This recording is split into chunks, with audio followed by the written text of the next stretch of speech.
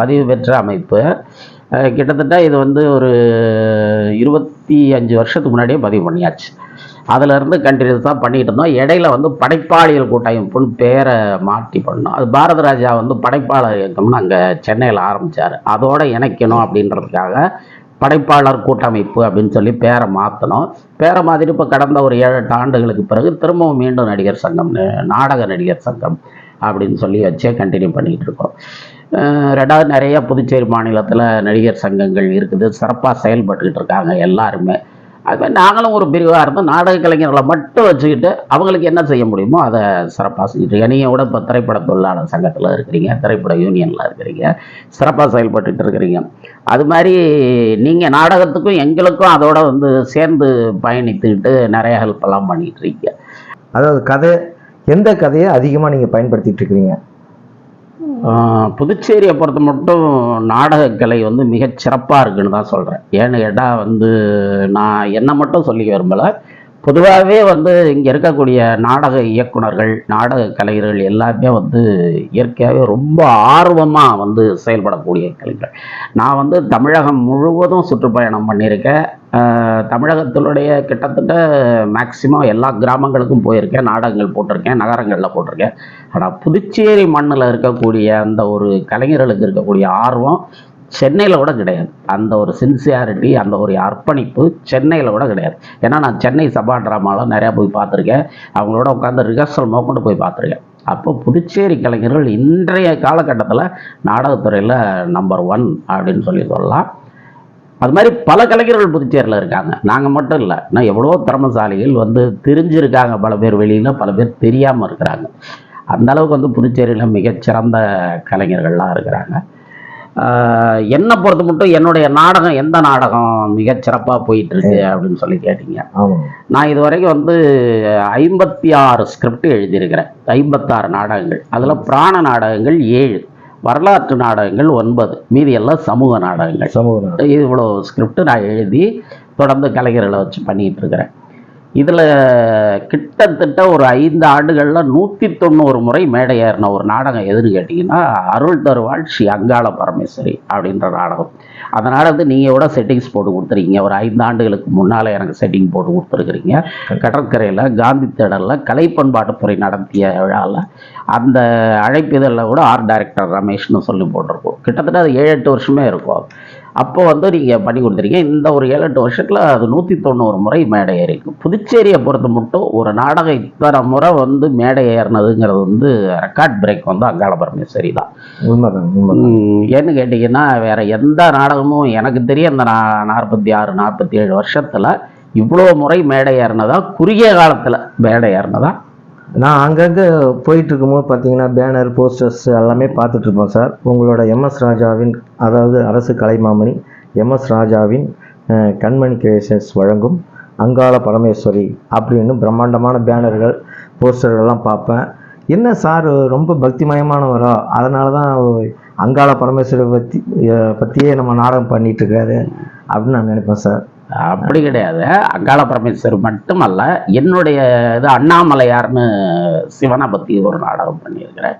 நிறைய அது மாதிரி புராண நாடகங்கள். என்னுடைய இது என்னன்னு கேட்டிங்கன்னா, மக்கள்கிட்ட வந்து மறைந்து போய் இருக்கக்கூடிய, மக்கள் மறந்து போய் இருக்கக்கூடிய இந்த புராண கதைகளை எல்லாம், அதில் இருக்கக்கூடிய நல்ல கருத்துக்களை எல்லாம் மக்கள்கிட்ட எடுத்துகிட்டு போய் சேர்க்கணும் அப்படின்றது தான்.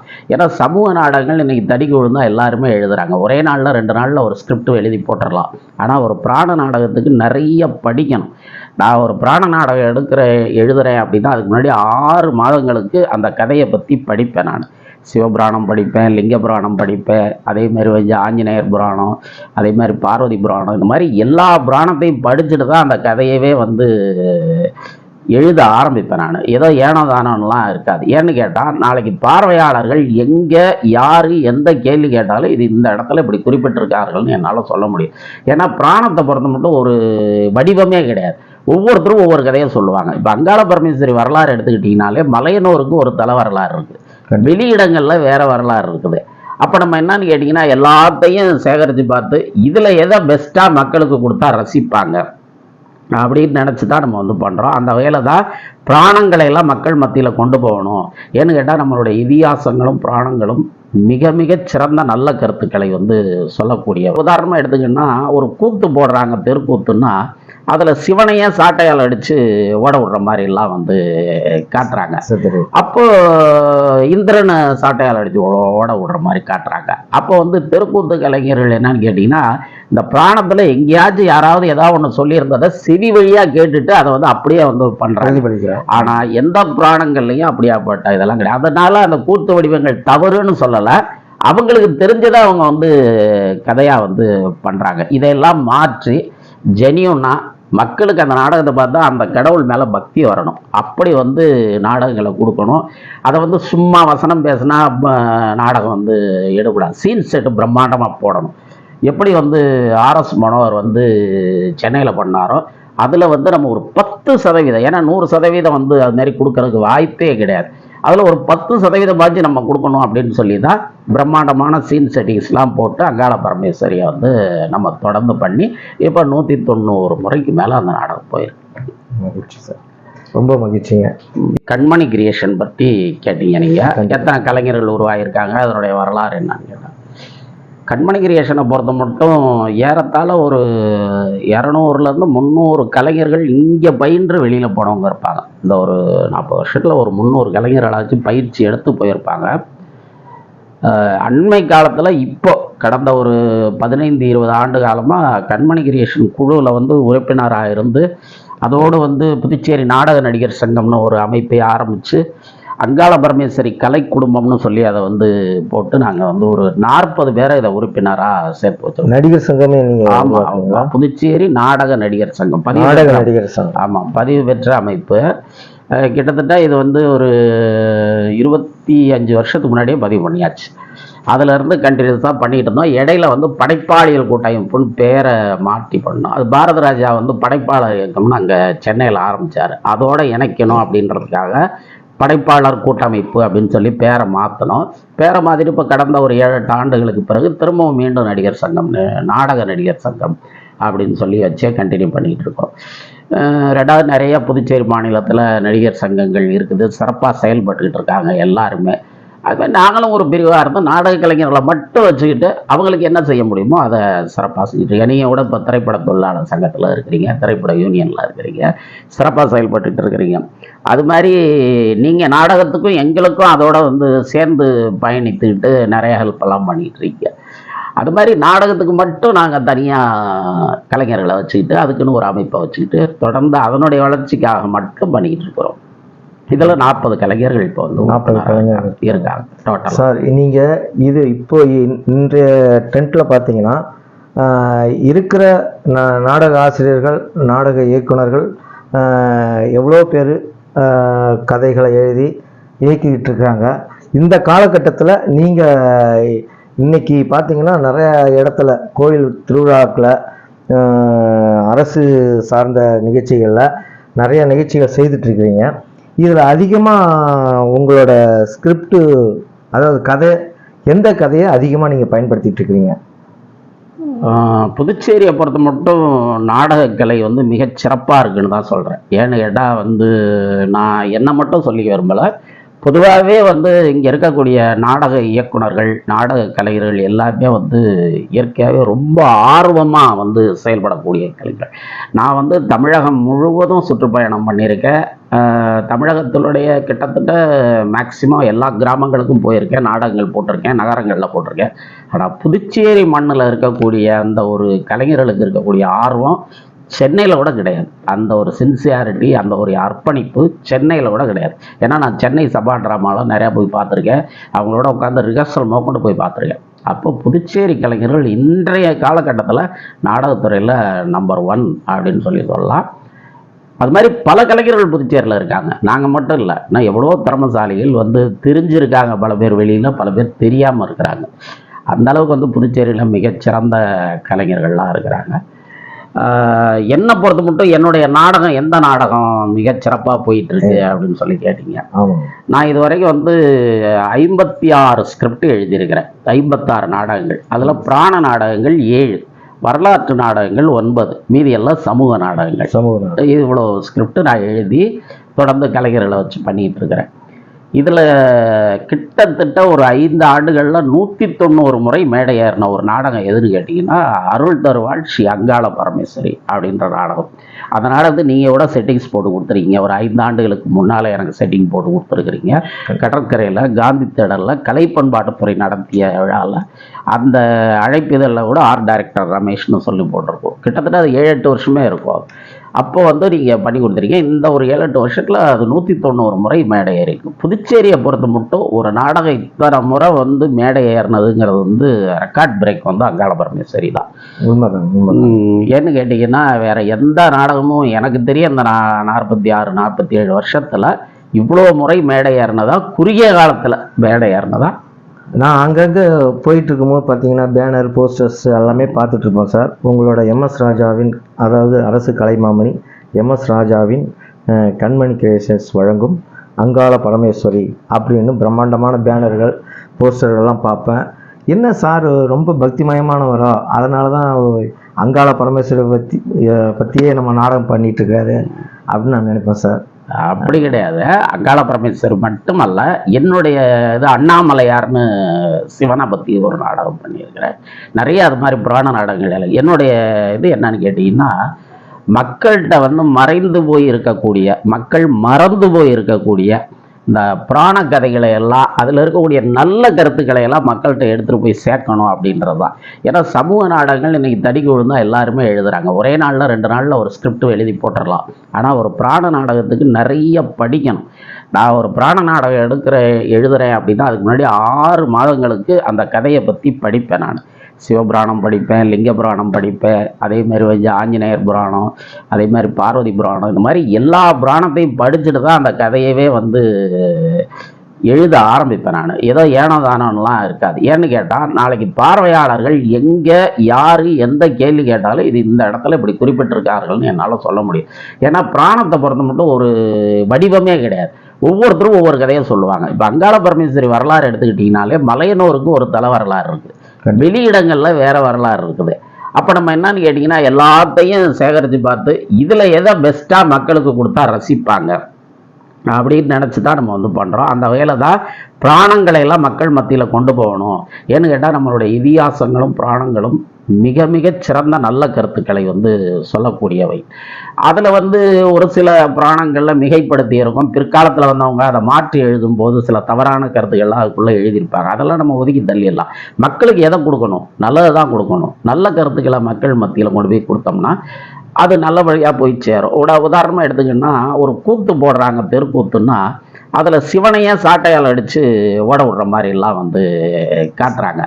அப்போ இந்திரனை சாட்டையால் அடித்து ஓட விடுற மாதிரி காட்டுறாங்க. அப்போ வந்து தெருக்கூத்து கலைஞர்கள் என்னன்னு கேட்டிங்கன்னா, இந்த பிராணத்தில் எங்கேயாச்சும் யாராவது ஏதாவது ஒன்று சொல்லியிருந்ததை செவி வழியாக கேட்டுட்டு அதை வந்து அப்படியே வந்து பண்ணுறாங்க. ஆனால் எந்த புராணங்கள்லையும் அப்படியாப்பட்ட இதெல்லாம் கிடையாது. அதனால அந்த கூத்து வடிவங்கள் தவறுன்னு சொல்லலை, அவங்களுக்கு தெரிஞ்சதை அவங்க வந்து கதையாக வந்து பண்ணுறாங்க. இதையெல்லாம் மாற்றி ஜெனியூனா மக்களுக்கு அந்த நாடகத்தை பார்த்தா அந்த கடவுள் மேலே பக்தி வரணும். அப்படி வந்து நாடகங்களை கொடுக்கணும். அதை வந்து சும்மா வசனம் பேசினா நாடகம் வந்து எடுக்கூடாது. சீன் செட்டு பிரம்மாண்டமாக போடணும். எப்படி வந்து ஆர்எஸ் மனோகர் வந்து சென்னையில் பண்ணாரோ அதில் வந்து நம்ம ஒரு 10%, ஏன்னா 100% வந்து அது மாதிரி கொடுக்கறதுக்கு வாய்ப்பே கிடையாது. அதில் ஒரு 10% பாய்ச்சி நம்ம கொடுக்கணும் அப்படின்னு சொல்லி தான் பிரம்மாண்டமான சீன் செட்டிங்ஸ்லாம் போட்டு அங்காள பரமேஸ்வரியை வந்து நம்ம தொடர்ந்து பண்ணி இப்போ 190 முறைக்கு மேலே அந்த நாடகம் போயிருக்கு. மகிழ்ச்சி சார், ரொம்ப மகிழ்ச்சிங்க.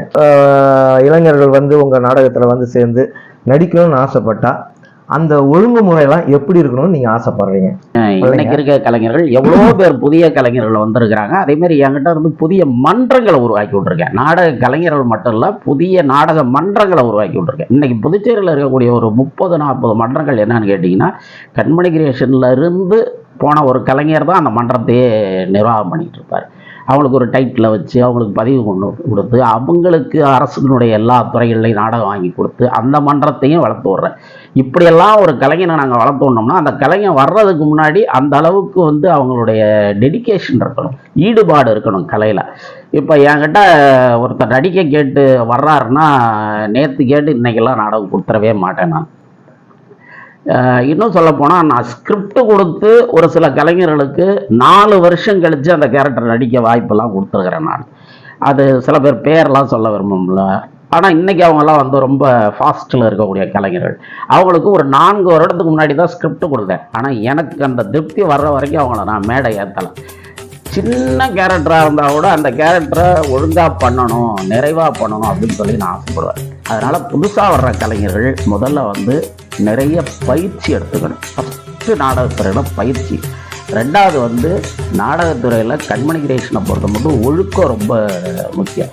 ஏன்னா பல குடும்பங்களில் வந்து கலைத்துறைக்கு போனால் கெட்டு போயிடுறாங்க அப்படின்னு சொல்லி கலைத்துறை மேலே ஒரு தவறான இமேஜை வந்து பரப்பிடுறாங்க. ஆனால் கண்மணி கிரியேஷனை பொறுத்த மட்டும் அந்த ஒழுக்கம் கலைஞர்கள்ட்ட நிச்சயமாக இருக்கணும். என்னை பொறுத்த மட்டும் என் நாடகத்துக்கு வரும்போதாச்சும் அந்த கட்டுப்பாடுகளை அவங்க கடைப்பிடிச்சாகணும். ஏன்னா ஒவ்வொருடைய பர்சனல் லைஃப்பில் யார் எப்படி எங்கே என்ன பண்ணுவாங்கன்னு தெரியும். அதெல்லாம் கண்காணிக்கிறது எங்கள் வேலை கிடையாது. கண்டிப்பாக சார். ஆனால் எங்களுடைய நாடகத்துக்கு இப்போ வர்றாங்க, ஒரு நாள் காலையில் 6 மணிக்கு 8 மணிக்கு வண்டி எடுத்து நாங்கள் போகிறோம், ஒரு ஊரில் நாடகம் போடுறோம், நாடகம் முடிஞ்சு 2 மணிக்கு திரும்ப ரிட்டர்ன் வரோம்னா அது வரைக்கும் அவங்கள வந்து நான் கண்காணிச்சுட்டே இருப்பேன். அது மாதிரி என்னுடைய கலைஞர்கள் வந்து எல்லாருமே பயந்து தான் வந்து நடிப்பாங்க. ஒரு சின்ன ஒரு தவறு பண்ணிட்டா கூட லைட் ஆஃப் ஆனவுடனே உள்ளே வந்து சார் மன்னிச்சுங்க சார் அப்படின்னு சொல்லி க்ளோஸ் பண்ணி கேட்டுக்குவாங்க. ஏன்னு கேட்டால் அந்த அளவுக்கு வந்து கலைஞர்களுக்கு சின்சியாரிட்டி வேணும் அப்படின்னு நினைக்கிறேன் நான். ஆனால் நானும் அப்படி தான் நடந்துக்குவேன். என்னை பொறுத்த மட்டும் கடந்த ஒரு 4 ஆண்டுகளாக எனக்கு உடல்நிலை சரியில்லை, மருத்துவமனைக்கு போய் தொடர்ந்து ட்ரீட்மெண்ட் எடுத்துகிட்டு இருக்கேன். நான் நினச்சிருந்தேன்னா இதை விட்டு விலகிட்டு ரெஸ்ட் எடுத்துருக்கலாம்.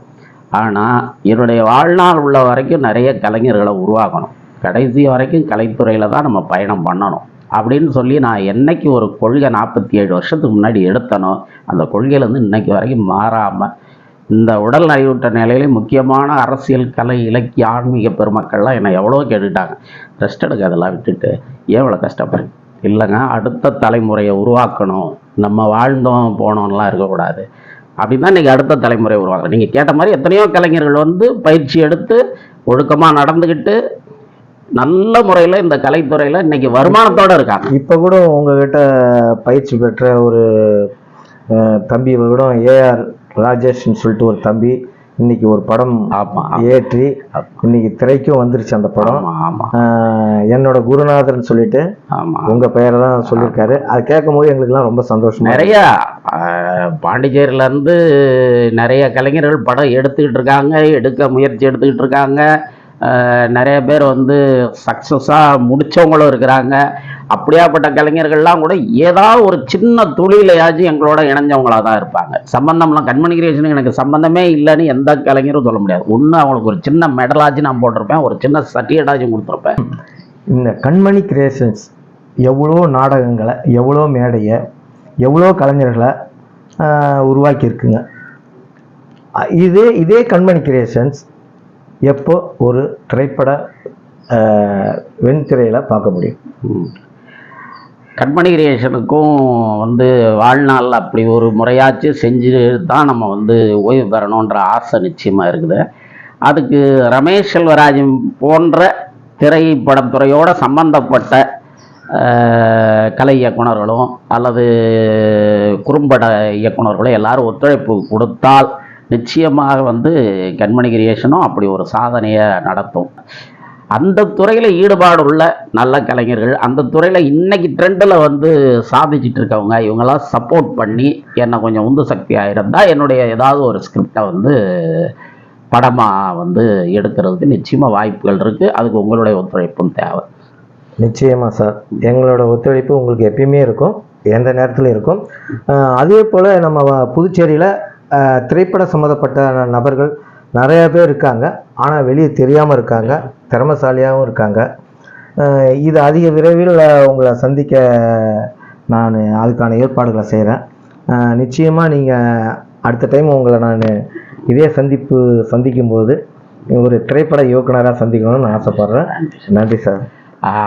இதில் எல்லாம் முக்கியமான விஷயம் என்னன்னு கேட்டிங்கன்னா, எல்லாருக்குமே திரைப்படமாக இருந்தாலும் சரி, நாடகமாக இருந்தாலும் சரி செய்யணுங்கிற ஆர்வம் இருக்கலாம். ஆனால் அதில் வந்து சாதிச்சு காட்டணுன்ற அந்த ஆர்வம் வந்து ஒரு வெறியாக இருக்கணும்.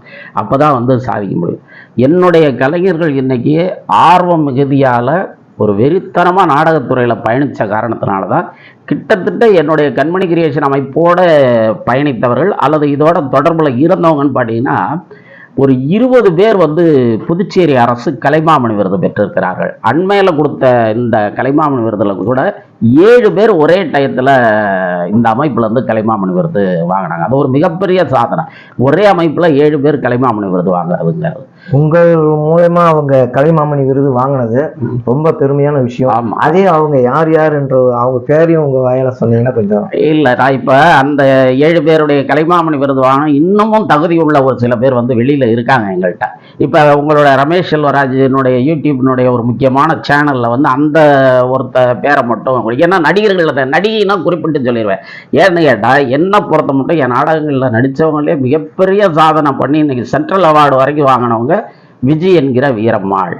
அவங்க தான் இன்னைக்கு அங்காள பரமேஸ்வரியா நடிக்கிறாங்கிறத விட வாழ்ந்துகிட்டு இருக்காங்க. அங்காள பரமேஸ்வரி கேரக்டரில் வாழ்ந்துட்டு இருக்காங்க. அந்த நாடகம் சூப்பர் ஹிட்டுக்கு ஒரு 3-4 பேர் காரணம். அதில் விஜய் என்கிற வீரம்மாள். சரிங்களா? அவங்க தேசிய விருது வாங்கிட்டாங்க. ஆனால் இன்னும் கலைமாமணி விருது புதுச்சேரி அரசில் வயது இன்னும் இல்லை அப்படின்ற காரணத்தால் கொடுக்கல. நடிகைன்னு வந்துட்டா என்னால் குறிப்பிட்டு சொல்ல முடியும். எத்தனையோ பேரை நான் அறிமுகம் பண்ணேன். நடிகைங்களை கிட்டத்தட்ட ஒரு 20 பேர் அறிமுகம் பண்ணியிருப்பேன். ஆனால் நான் சொல்லக்கூடிய நபர் ஒரே ஒருத்தர் தான். ஆனால் நாடகத்துறையில் அப்படி நான் குறிப்பிட்டு வந்து ஜென்ஸில் வந்து ஆண்களில் வந்து சொல்லிட முடியாது. ஏன்னு கேட்டால் எத்தனையோ பேர் இருக்காங்க திறமசாலியை. ஒரு சில பேருக்கு கலைமாமணி விருது வாங்கி கொடுத்துட்டேன். இன்னும் சில பேர் முக்கியமான ஆட்களுக்கு நான் வாங்கி தரலை. இன்னும் சொல்லப்போனால் உங்களுக்கே இன்னும் நாங்கள் வந்து மிக மிக திறமசாலி. இப்போ வாங்கியிருக்கவங்களையெல்லாம் விட சீனியர் மோஸ்ட்டு முற்றிலும் அந்த விருதுக்கு தகுதியான ரமேஷ் செல்வராஜ். அப்படி வந்து என்கிட்ட இன்னமும் பழைய கலைஞர்கள் 30 வருஷமாக நடிச்சிட்டு இருக்க கலைஞர்கள் வந்து கலைமாமணி விருது வந்து ஏதோ ஒரு காரணத்தால் தவிர்க்கப்பட்டிருக்குது. நீங்கள் அடுத்த முறை பேட்டி எடுக்கும்போது இவங்களுக்கும் அடுத்த முறை வாங்கி கொடுத்துட்டு இவங்கெல்லாம் பேரையெல்லாம் சேர்த்து அவங்களோட இணைச்சு சொன்னேன்னா அது எனக்கு ஒரு பெருமையாக இருக்கும். இப்போ வாங்கின இந்த 6 பேரை மட்டும் நான் சொன்னேன்னு வச்சுங்க, எனக்கே ஒரு வருத்தம் இருக்குது. தகுதியான இன்னும் ஒரு 4-5 பேர் வெளியில் இருக்காங்களே, இவங்களெல்லாம் கலைமாமணி விருது வாங்கணும், இவங்களுக்கெல்லாம் நம்ம ஒரு பாராட்டு விழா நடத்தணும் அப்படின்னு சொல்லி என் மனதுக்குள்ள அந்த ஏக்கம் இருந்துகிட்டே இருக்கு. நிச்சயமாக என் வாழ்நாளில் இவங்களுக்கும் வாங்கி கொடுத்துடணும். வாங்கி கொடுத்துட்டு பிற்காலத்தில் நீங்கள் கேட்டிங்கன்னா பட்டியலே நான் சொல்லுவேன் எத்தனை பேருக்கு வந்து விருது வாங்கி கொடுத்தோம் அப்படின்னு சொல்லி. அதனால இந்த ஒரு கேள்விக்கு மட்டும் முறையான பதிலை என்னால் சொல்ல இயலவில்லை, மன்னிக்கவும். மற்றபடி நாடகத்துறையில் இன்னைக்கு கலைஞர்களுக்கு எத்தனையோ வாய்ப்பு இருக்குது. அதே மாதிரி பொருளாதார ரீதியும் அரசாங்கத்தில் நிறைய சப்போர்ட் பண்ணுறாங்க. கவர்மெண்ட்லேருந்து எவ்வளவோ நாடகத்துறைக்குரிய பணத்தை வந்து உயர்த்திட்டாங்க. அதனால் பிரச்சார நாடகங்கள் 100கணக்கில் துறைகளில் கொடுக்குறாங்க. அதனால் முன்ன மாதிரி கிடையாது. இப்போ நாடகத்துக்கு ஆர்வமோடு இளைஞர்களும் சரி நடிகைகளும் சரி தாராளமாக வரலாம். பாதுகாப்பான துறை, அதே மாதிரி பொழுதுபோக்கு மட்டுமல்ல வருமானத்திற்கும் ஏற்ற துறை.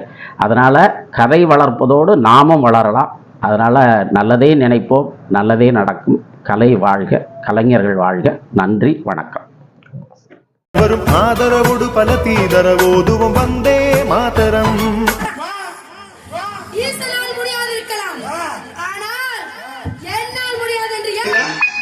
சுவாமி தவறாக கூறிவிட்டேன். பரமானந்தா என்று சொல்ல வந்தேன் சாமி. தவறி பிரேமானந்தா என்று சொல்லி, அதுவும் மாபெரும் தவறு. சிவனும் சக்தியும் தனித்தனியாக மாட்டிக்கொண்டாயே என்று சற்று கவலைப்பட்டேன், அவ்வளவுதான்.